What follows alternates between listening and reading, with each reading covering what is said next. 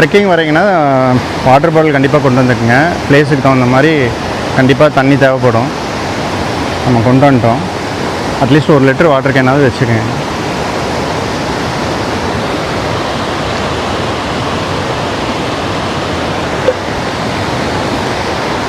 இந்த இடம் வேறு லெவலில் இருக்குங்க.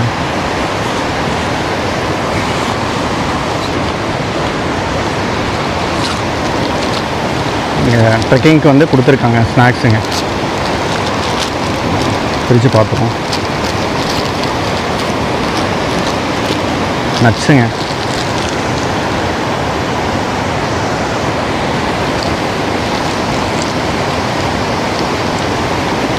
நீட்டாக அந்த தோல்லாம் ரிமூவ் பண்ணி பேக் பண்ணி வச்சுருக்காங்க.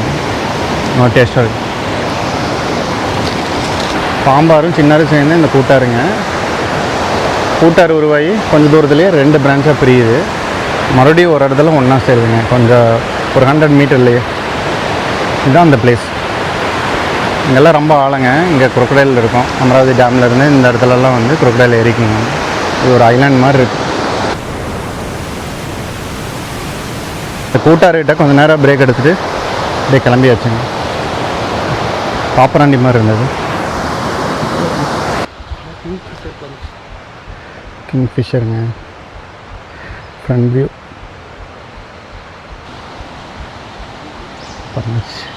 இது ஃபுல்லாக மரக்காலானுங்க.